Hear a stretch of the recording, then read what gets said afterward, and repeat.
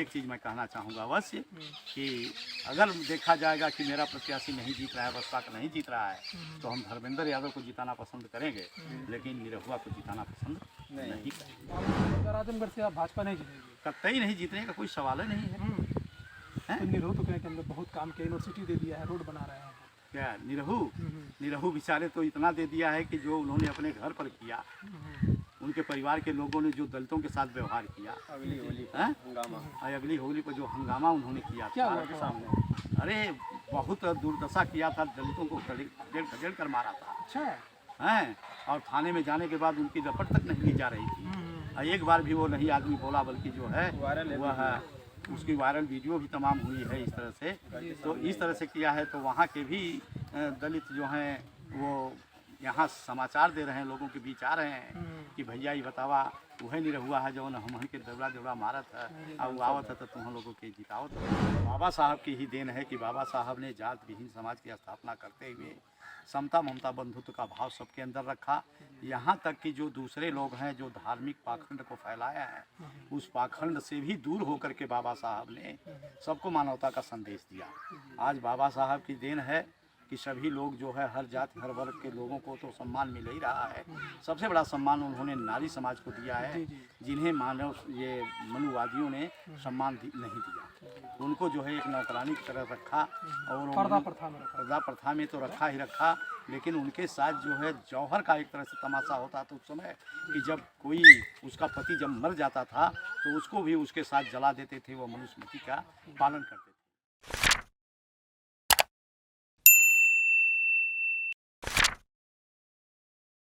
देख रहे देसी समाचार। हम इस समय मौजूद हैं आजमगढ़ के लोकसभा क्षेत्र में, बोंगरिया बाजार में, और यहाँ पर पूर्व विधानसभा प्रत्याशी हमारे साथ मौजूद हैं। इनसे चर्चा करेंगे लोकसभा चुनाव में जो हमारे क्षेत्र की तीनों बड़ी पार्टियां हैं, बात करें भारतीय जनता पार्टी, बहुजन समाज पार्टी और समाजवादी पार्टी, तीनों ने अपने अपने प्रत्याशी घोषित कर दिए हैं।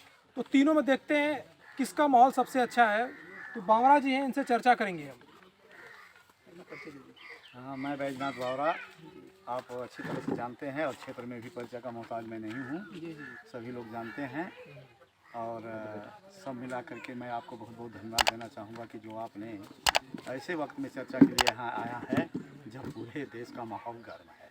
तो अभी आज अम्बेडकर जी की जयंती भी, उस पर आप पहले मेरे दर्शकों को क्या कर संदेश देना चाहेंगे? हाँ, अम्बेडकर जयंती पर मैं यही कहना चाहूँगा कि हमारे देश में बाबा साहब जैसा महान व्यक्तित्व कोई आज तक न पैदा हुआ और न देखा जा सकता है, भविष्य में शायद ही न हो। बाबा साहब की ही देन है कि बाबा साहब ने जात विहीन समाज की स्थापना करते हुए समता ममता बंधुत्व का भाव सबके अंदर रखा। यहाँ तक कि जो दूसरे लोग हैं जो धार्मिक पाखंड को फैलाया है, उस पाखंड से भी दूर होकर के बाबा साहब ने सबको मानवता का संदेश दिया। आज बाबा साहब की देन है कि सभी लोग जो है हर जाति हर वर्ग के लोगों को तो सम्मान मिल ही रहा है। सबसे बड़ा सम्मान उन्होंने नारी समाज को दिया है, जिन्हें मानव ये मनुवादियों ने सम्मान नहीं दिया। उनको जो है एक नौकरानी की तरह रखा, और पर्दा प्रथा में तो रखा ही रखा, लेकिन उनके साथ जो है जौहर का एक तरह से तमाशा होता था उस समय कि जब कोई उसका पति जब मर जाता था तो उसको भी उसके साथ जला देते थे, वो मनुस्मृति का पालन करते थे। लेकिन धन्य है बाबा साहब ने कि उन महिलाओं को भी आज जो है पुनर्जीवन दिया एक तरह से, और आज वो महिलाएं पढ़ लिख करके डॉक्टर मास्टर इंजीनियर, यहाँ तक कि आप देख रहे हैं कि पायलट बनी है, कौन सुनीता या कौन है। तो महिलाओं को बराबर का अधिकार, हाँ, जो उनका एक मानवता के दृष्टिकोण से होना चाहिए अधिकार, वो डॉक्टर बाबा साहब अम्बेडकर ने उनको दिया। जी, वह मानवता का अधिकार जो है बाबा साहब डॉक्टर अम्बेडकर ने दिया।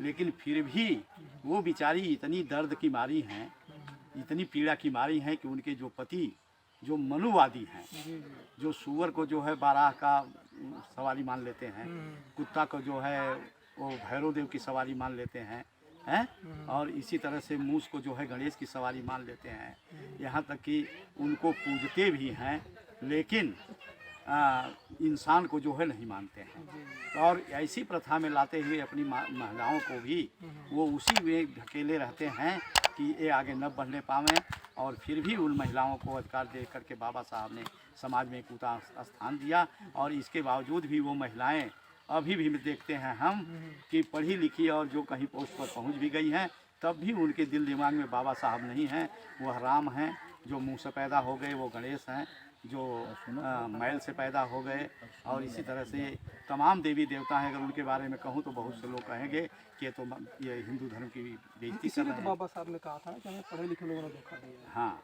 वास्तविकता आज भी है कि जो पढ़े लिखे लोगों ने जो धोखा दिया है ये सत्य है। कारण है कि कहा जाता है कि भरा है पेट तो संसार जगमगाता है, और खाली है पेट तो ईमान डगमगाता है। जब तक कोई नौकरी में नहीं रहता है, किसी लायक नहीं रहता है, तो वो जो है बेचारा तब बड़ा ये है कि हम क्या करें, कैसे करें, किस तरह से करें। लेकिन जिस दिन वो नौकरी पा जाता है, आज वह शिक्षा से जो डॉक्टर, मास्टर, इंजीनियर बन रहे हैं, मैं तो उनके लिए भी कहना चाहूँगा कि ये बेचारे अपने माँ बाप तक को भूल जाते हैं, तो बाबा साहब को कहाँ से याद करेंगे। उन्हें नहीं है कि बाबा साहब की वजह से हमें अधिकार मिला है।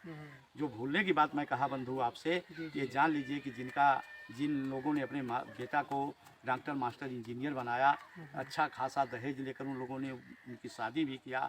जब बहुएँ आई तो 2-4 महीना अपने घर पर छोड़ा, इसके बाद अपने साथ लेकर के उसको चले गए नौकरी पर। माँ बाप की भी सेवा नहीं। माँ बाप की भी सेवा नहीं की। नौकरी पर जब गए तो भाड़े के क्वार्टर में जब रहने लगे, वो बेचारे नौकरी पर जाते हैं ड्यूटी में, तो वो बेचारी जो है अगल बगल जा कर के लोगों से राय मशविरा लेती हैं। आज जब वो बगल के लोग कहते हैं कि आपका पति कमाता है, आप भाड़े क्वार्टर में रहती हैं, तो पति पर दबाव दे करके बेचारे लोन लेवा देती हैं, ज़मीन खरीदवा देती हैं, फिर लोन से ही घर बनवा लेती हैं, और जब बंगला बन जाता है तो उसमें कुत्ता पाल लेती हैं, उसको समय से नहलाती टहलाती खिलाती हैं। लेकिन सास ससुर और माँ बाप का ख्याल, बुजुर्गों का सम्मान है। कतई बुजुर्गों का किसी प्रकार का कोई सम्मान नहीं करती हैं। और वो बेचारे बुजुर्ग जो है आज तरस रहे हैं। किसी ने हमसे भी कहा कि कारण इसका क्या है, हमने कहा कारण बंधु कुछ नहीं है दोस्तों, आपका है, माता पिता का है, कि आपने उन्हें शिक्षा तो दिया, लेकिन आपने संस्कार नहीं दिया, दीक्षा नहीं दिया। अगर आप उन्हें एहसास कराए होते कि बेटा मैं तुमको कैसी स्थिति में पढ़ा लिखा रहा हूँ, तुमको यहाँ तक पहुँचा रहा हूँ, इसका ख्याल रखना, तो शायद आपका ख्याल रखता। लेकिन वह बीवी बच्चों में मस्त हो जा रहा है। बावरा जी, हम लोग थोड़ा लोकसभा चुनाव की भी चर्चा कर लेते हैं। तो क्या लगता है आजमगढ़ से इस बार क्या होगा? कमल खिलेगा, साइकिल चलेगी, हाथी दौड़ेगी? अरे सर, ये तो जान लीजिए कि थोड़ा कभी कभी मैं शहर भी बोल देता हूँ कि राजनीति दो रंगी है, अपराधी की संगी है। शिशक रहे अरमान, यहाँ मानवता भूखी नंगी है। ये अत्याचारी शासक जनता का धन खाते हैं। और मैं तो कहता हूँ कि जागो मेरे देशवासियों, हम तो अलग जगाते हैं। यह जो चुनाव हो रहा है, चुनाव की स्थिति आपने देखा है कि जब तक भाजपा की सरकार नहीं थी, तब तक ये लोग बेचारे बड़े ही अच्छे थे। इनके विचार बड़े अच्छे थे, इनके भाव बड़े अच्छे थे, और इनकी जो है भाषाएं बड़ी अच्छी थी, इनके जो घोषणा पत्र थे बड़े अच्छे थे। लेकिन जैसे ही सरकार में आ गए, ये जो है नेता बेचारों के मुंह पर ताला लग गया है। जो भी MP MLA बनकर गए, मैं तो कहता हूँ कि जेल में डाला जा रहा है। हाँ, सबके ऊपर ताला लग गया। और इनके जो चाहे उनको माफिया कहिए, चाहे बदमाश कहिए, या चाहे दगाबाज दलाल, जो कुछ कहिए, जो भी उनका चरित्र था, वो दूध के धुए हुए बहुत बड़े बड़े अधिकारी और नेता हैं, बड़े पदों पर हैं। और जो दूसरे दल के नेता बेचारे जो समाज के लिए काम कर रहे हैं, उनके यहाँ ED जा रही है और CBI जा रही है, उनकी जांच हो रही है, उनको झूठे फंसाया जा रहा है। और ये नहीं जानते हैं कि जस करनी तस भोग उदाता। तो आप जो कर्म कर रहे हैं उसका फल तो आपको मिलना ही है। भाजपा जो राज करना था वो कर चुकी पत्रकार महोदय, अब उसका जो है खाई में जाना है। अब उसे कभी समाज में ऊपर उठना नहीं है। क्या लगता है आजमगढ़ से क्या होगा? दिनेश यादव जीतेंगे या फिर धर्मेंद्र यादव? अरे सर, अब दिनेश की बात आप कहें, यही बगल में गांव फिनहिनी है। और जब दिनेश लाल यादव जीते तो इसी फिनहिनी गांव में गए, और बाढ़ का मौसम था, संजोग से मैं भी गया। मैं तो दूसरे दल का कार्यकर्ता था, लेकिन जब गया तो क्षेत्रीय लोगों ने मुझसे कहा कि बावरा जी आप संचालन करिए इनका। मैं भी जो है उनके संचालन के लिए चौकी पर चढ़ गया। और जिस चौकी पर हम लोग खड़े थे पत्रकार महोदय, उस चौकी पर जब हम लोग चढ़े तो चौकी का पूरा गोड़ा जमीन में धंस गया। इस तरह से लोगों की भीड़ थी, धंस गया। उन्होंने उस मंजर को भी देखा, बाढ़ को भी देखा, और वहाँ के जो जलमग्न फसलें थी वो भी देखा। और वह आज मुझे वह बात नहीं भूलती। मैं तो इंतजार करता हूँ कि भाई दिनेश लाल यादव जी आवें और उनके स्वागत के लिए मुझको भी 2 मिनट समय मिल जाए। इसलिए कि कहा जाता है कि जवां मर्द लड़ने से डरते नहीं, सरे जंगराही वफा के सिपाही, कफन ओढ़ लेते पर मरते नहीं। वह आदमी यहाँ से कह कर गया कि जब तक ये स्कूल का निर्माण नहीं हो जाएगा तब तक मैं यहाँ आऊँगा नहीं। तो हम तो इंतज़ार कर रहे हैं कि फिनहिनी गांव में वो आवें आवें या बुंगैया में आवें, उनसे पूछा जाए कि भैया आपने कैसे आ गया, आप दो मुँहा हैं कि एक मुँहा है।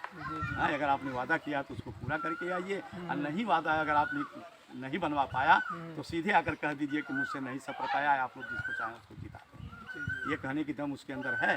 जिस तरह से आदमी वो कह कावा दिया, नहीं किया तो कहाँ से आएंगे। बस वही चीज़ है। तो वो आने वाले हैं नहीं, मैं तो इंतजार कर रहा हूँ। अब उनसे पेट सबका भर गया है। कहा जाता है नाचे कूदे ताने तोड़े तान होकर दुनिया राख है मान है।